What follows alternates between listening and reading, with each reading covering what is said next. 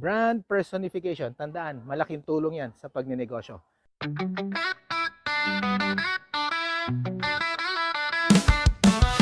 Yon! Isang produktibong araw sa ating lahat mga kabisyo sa pagnenegosyo. Yun, no?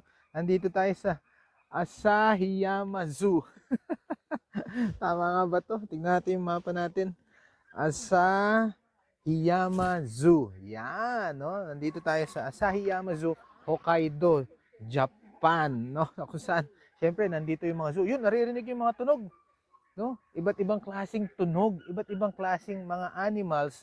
Nandito yung mga behavior, katangian ng mga animals, no? Makikita natin dito sa zoo pagka ganyan, no? Ayan, ito, parang raccoon, yun. Oh, oh, di ba? Ayan ha, tumingin sa atin. Oh, naku, yun pa yung mga tunog, iba-ibang klaseng tunog eh, no? Makikita natin. Eh mga kabisyo, yan ang i-discuss natin ngayon.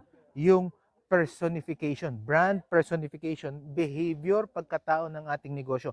Alam nyo kung meron tayong mga sirens no, na naririnig, yung mga alarm, no, yung sa bumbero, sa pulis, sa ambulance, no, may iba't ibang klaseng tunog. Katulad din sa animals, iba't ibang klaseng tunog. Nakikilala natin sila dahil sa tunog nila. Now, yan ang malaking magandang tanong natin sa pagninegosyo natin. Yung company natin, anong tunog meron tayo? No? Ano yung pagkakakilanlan sa atin ng ating mga clients, ng customers? Sino tayo? Anong meron sa atin? Kaya dapat sa ating company, kahit maliit lang na kumpanya yan, no, kung magkaroon tayo ng sarili nating brand personification o yung tinatawag na sino tayo, yung behavior natin sa ating company, ano yung mga katangian natin. O ano-ano ba yung mga nilalaman dito sa brand personification. And number one, syempre, pwede tayong gumawa ng mga core values natin. Katangian natin, sino tayo, yung mga values, beliefs na gusto natin ipakilala, ipakita na related ang ating company. Ano pa? Kung makakagawa tayo ng sarili natin tunog, ibig sabihin, yung tenenen, may mga ganun, di ba? Ibig sabihin, makagawa tayo ng sarili nating music, makagawa tayo ng sarili nating tunog, maalala nila yung ating company kapag naririnig nila yung tunog na yun, no? Next, gawa tayo ng tagline.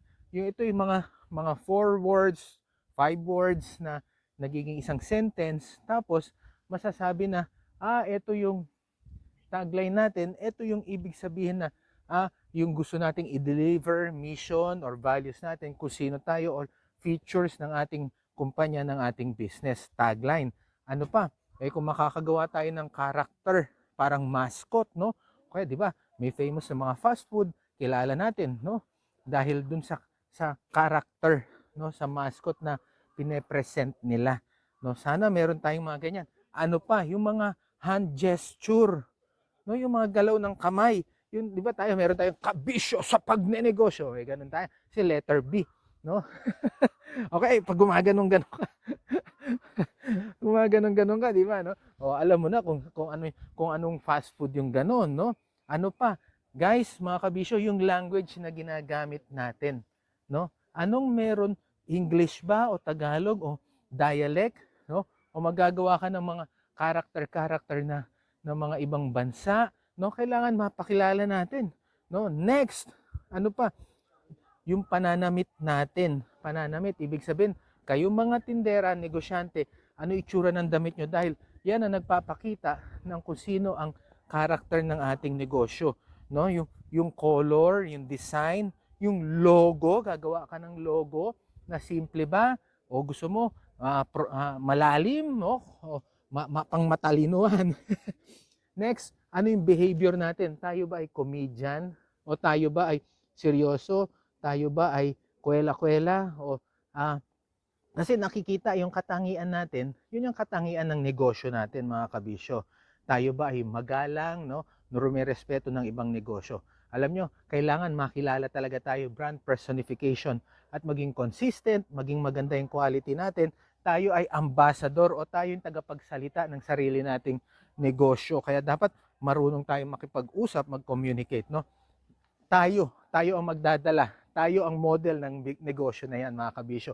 Ako, lamig dito 4 degrees. Isang produktibong araw sa ating lahat mga kabisyo sa pagnenegosyo. Brand personification. Tandaan, malaking tulong yan sa pagnenegosyo. God bless. Bye-bye.